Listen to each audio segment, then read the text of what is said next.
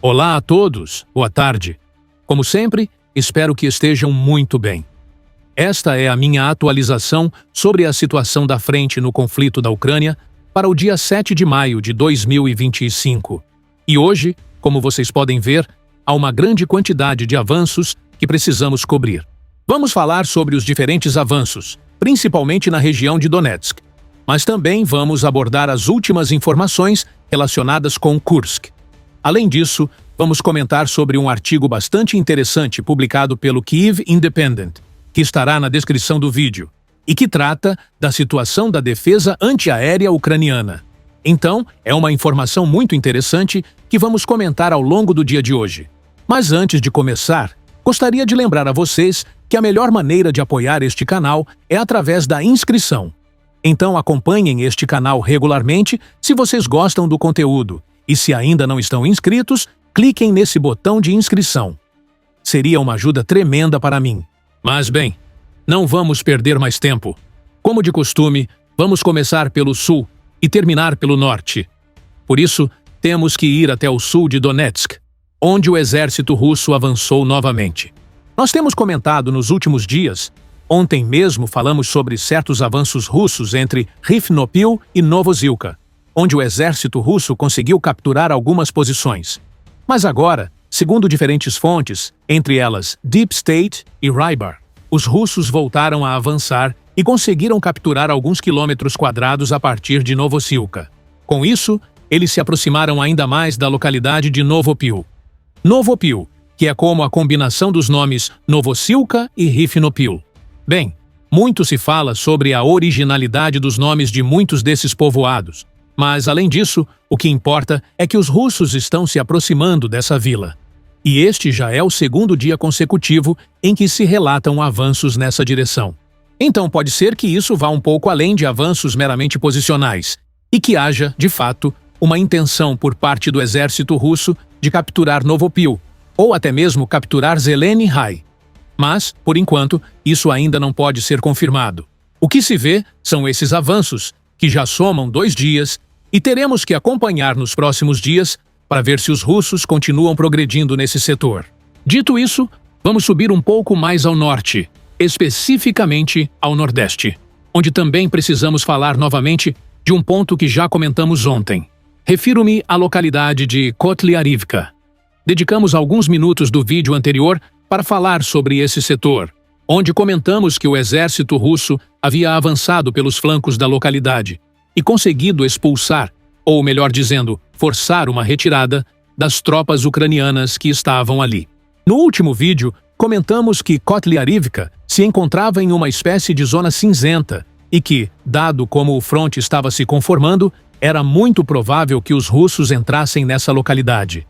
E parece que isso realmente aconteceu, pois, novamente, diferentes fontes, entre elas Deep State e Rybar, indicam que o exército russo conseguiu capturar a localidade de Kotlyarivka. E se mantém a informação que comentamos anteriormente. A captura de Kotlyarivka deixa os russos com o caminho livre para alcançar a fronteira da região de Donetsk, com a região de Dnipropetrovsk. Falamos ontem sobre a importância simbólica disso tudo, e isso continua valendo. Os russos estão a 2,5 quilômetros da fronteira e agora capturaram essa localidade. Ou seja, os russos não têm mais nenhuma vila pela frente antes de poder capturar ou entrar nessa fronteira, que, como já dissemos muitas vezes, é importante simbolicamente. Isso foi apontado tanto por fontes ucranianas quanto por fontes russas. Além disso, não sei se esse cruzamento tem tanta importância além do aspecto comunicacional. E o aspecto comunicacional, como já dissemos várias vezes, também é algo que não sabemos exatamente o quão relevante é. Pelo menos do meu ponto de vista, não é tão importante. Essa tem sido minha postura em diferentes operações relacionadas a esse tipo de avanço. Mas, como dissemos, para os russos parece ter importância, segundo o que comentam as fontes, porque, bem, os russos querem capturar toda a região de Donetsk. Isso nós sabemos. E alcançar a fronteira dessa região teria um certo valor nesse sentido. E teremos que ver se em breve começa a circular a informação de que os russos conseguiram cruzar esse ponto. Como também comentamos ontem, é complicado manter um cruzamento a partir desse ponto, já que há espaço aberto nessa zona onde os russos teriam que cruzar, por assim dizer. Mas ontem comentamos que esses avanços russos em Kotlyarivka não estavam relacionados apenas com essa fronteira, mas também poderiam exercer pressão sobre localidades como Horykov ou Troitsk. E efetivamente, o que parece ser é que nas últimas horas os russos avançaram para o nordeste de Troitsk, e se torna provável que, nas próximas horas, entrem nessa localidade. Assim, se os russos começarem a progredir em Troitsk, em Bordanivka, em Horykov, poderá surgir uma situação em que os russos consigam alcançar a fronteira entre Donetsk e Dnipropetrovsk e manter, por assim dizer, posições nessa fronteira.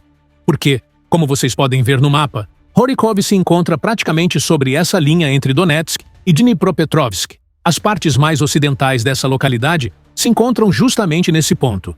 Então poderíamos ver uma situação em que os russos, nas próximas horas ou nos próximos dias, tentem pressionar nessa direção para capturar esse ponto e, assim, conseguir manter uma presença forte, por assim dizer, nesse marco. E seguimos com o relatório, porque também é necessário. E o lado bom de hoje é que precisamos falar de várias zonas que temos comentado recentemente.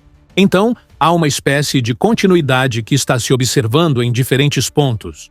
E vamos novamente à região de Tarasivka, onde, como temos comentado ultimamente, os russos têm gerado uma espécie de ruptura, a partir da qual estão tentando atacar em várias direções.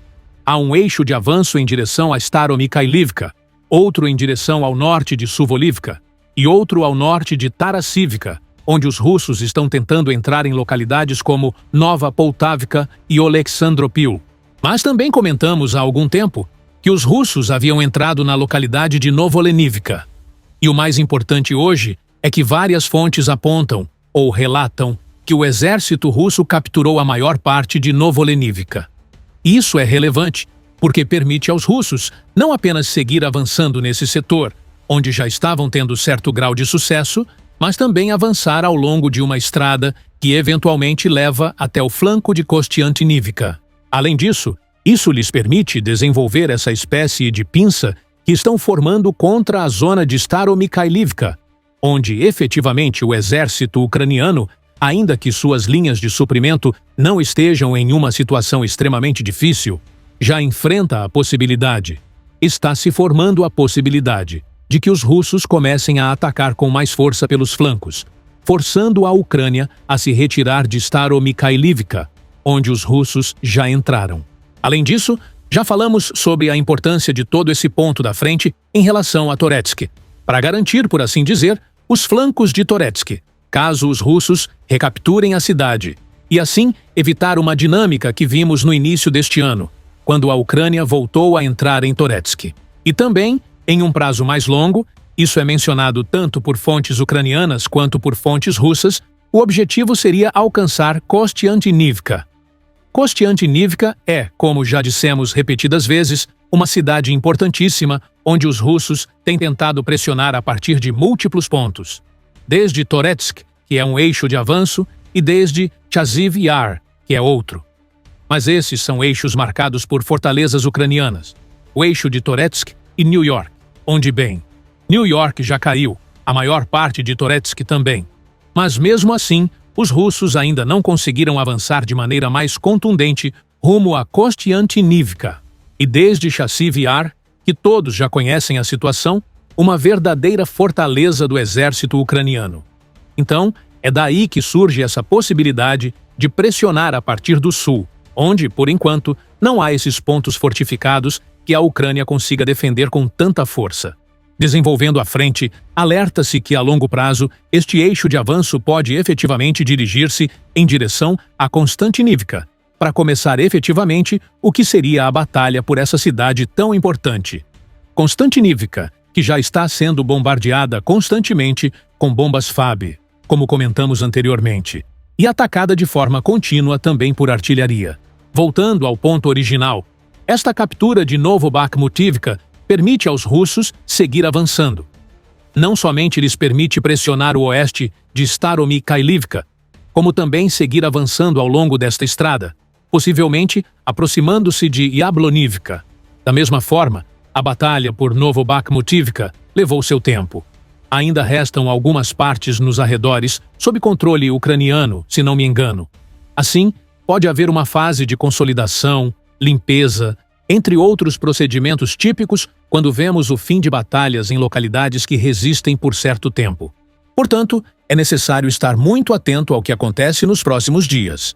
Pode haver alguns dias de pausa neste ponto específico, e depois será necessário observar quais serão os próximos passos do exército russo nessa constante operação ofensiva neste setor. Porque se existe uma zona da frente, da qual falamos em praticamente todos os vídeos nas últimas semanas, é exatamente esta. Essa combinação de toda a frente ao norte de Sukhoi Balka, ao norte de Kalinivka e ao norte de Tarasivka. Também é necessário falar de outro ponto que cobrimos ontem, a zona de Hrihorivka. Falamos sobre como o exército russo estava pressionando dentro de Hrihorivka as forças ucranianas que permaneciam a oeste das ruínas da localidade. Nas últimas horas, foram reportados novos avanços ao sul de Hrihorivka, onde os russos conseguiram capturar novas posições. Como também comentamos anteriormente, a batalha por Hrihorivka está diretamente relacionada com a frente de Siversk. Siversk é um ponto importante para o exército ucraniano neste setor da frente, e é uma zona onde a defesa ucraniana tem sido realmente formidável, conseguindo resistir por muito tempo, apesar da constante pressão do exército russo, que vem se intensificando não apenas pelo leste, mas também pelo sul. Por isso, quem me acompanha há tempo sabe que repito isso várias vezes. Ao longo dos anos, tanto fontes russas quanto fontes ucranianas destacam a defesa de Siversk como uma das mais importantes e que mais chamam atenção neste conflito. Isso porque, apesar de haver uma grande pressão, uma enorme quantidade de assaltos e de que não há, por assim dizer, bastiões defensivos tão relevantes ou que teoricamente seriam considerados importantes, esta zona da frente tem resistido bastante. O caso de Hrihorivka é um exemplo claro disso. A localidade transformou-se em ruínas e, ainda assim, as forças ucranianas mantêm certo grau de defesa. Isso também ocorreu em zonas que já caíram, como Spirny, ou em áreas onde o exército russo já capturou praticamente todo o setor, como em Bilohorivka. E isso, creio eu, ilustra muito bem o que tem sido esta campanha, ou melhor, estas múltiplas campanhas neste setor. Um exército ucraniano que resiste, mesmo quando não se espera que consiga fazê-lo neste ponto. E um exército russo que, embora tenha avançado e tenha conseguido capturar muitas dessas posições, sofreu bastante no processo. Eventualmente, imagino que os russos vão alcançar Siversk, mas isso será depois de muito, muito tempo. E isso, obviamente, não é para criticar necessariamente o exército russo, que em muitos pontos da frente tem atuado de forma muito efetiva, ou pouco efetiva, como já dissemos em outros momentos. É para destacar o que a defesa ucraniana está realizando neste setor, que, repito, tanto fontes russas quanto ucranianas apontam como uma das mais importantes e formidáveis do conflito. Com isso, quero encerrar esta parte da frente e agora passar para tudo o que envolve a região de Kursk, especificamente a pequena cidade de Tetkino. No vídeo de ontem, falamos sobre o fato de que o exército ucraniano estava lançando certas operações em Tetkino. Operações que não pareciam ser muito efetivas, já que foram publicadas imagens de diferentes veículos ucranianos sendo destruídos durante essas tentativas de avanço. Nas últimas horas, fontes como o Suwalki Maps indicam que Tetkino, ou melhor, nas imediações de Tetkino, ao sul, o exército ucraniano conseguiu capturar algumas casas. E esse seria, até agora, o saldo a favor da Ucrânia nesta nova operação. Como comentei no vídeo de ontem, até o momento esse é o avanço registrado. E parece ser uma operação que, embora pequena, não é tão custosa, por assim dizer, em termos de recursos. Contudo, ainda assim, é uma operação questionável. Por quê? Pelo menos do ponto de vista de quem observa, surge a pergunta: por quê? Qual é a ideia por trás de tudo isso? Talvez, mais uma vez, vá na linha da comunicação, de querer manter algumas posições dentro de Kursk, para que os russos, em teoria, não possam dizer que expulsaram a Ucrânia de toda a região de Kursk, uma vez que se abre este novo flanco. Mesmo assim, em minha opinião pessoal, e posso estar completamente equivocado, é apenas minha interpretação, Não faz muito sentido lançar essas operações, partir para a ofensiva nesses pontos da frente, quando talvez fosse mais eficiente utilizar esses recursos em outro setor. Mas, obviamente, há muita informação que não possuo, dados que desconheço. E fazer esse tipo de crítica, por assim dizer, é muito fácil quando não se tem toda a informação. Mesmo assim, devo dizer que realmente ainda não entendo. Talvez, para além da parte comunicacional, haja a intenção de impedir que os russos rotacionem suas tropas em Kursk para levá-las até Pokrovsk ou outros pontos. A ideia pode ser manter essas forças ali, ou pelo menos parte delas, para que não reforcem outros setores da frente. Talvez se trate de operadores de drones, quem sabe? Não sei. Mas, sinceramente, ainda não compreendo qual é a intenção por trás de tudo isso. Por fim, queria falar brevemente sobre uma reportagem do jornal Kyiv Independent, um periódico ucraniano que trata dos problemas que o exército ucraniano enfrenta em termos de defesa antiaérea. O texto fala sobre a necessidade de contar com sistemas Patriot. Comenta que a Ucrânia possui atualmente 6 desses sistemas, mas que necessita de algo em torno de 12 para garantir a cobertura de 2 unidades para as principais cidades sob controle ucraniano. Além disso, aborda um problema que talvez seja o mais grave, o das munições. Mais do que as munições que a Ucrânia possui ou não, a quantidade de munições para os sistemas Patriot produzidas anualmente é inferior à necessária pela Ucrânia. Ou seja, a quantidade de mísseis produzidos em escala global é menor do que a quantidade que a Ucrânia necessita. Portanto, é um artigo muito interessante que recomendo ler. Está na descrição do vídeo, mas aqui comentei os pontos principais. Com isso, vamos nos despedindo por hoje. Muito obrigado por assistir. Espero que tenham uma tarde muito bonita e que possamos nos ver amanhã. Adeus e muitíssimo obrigado.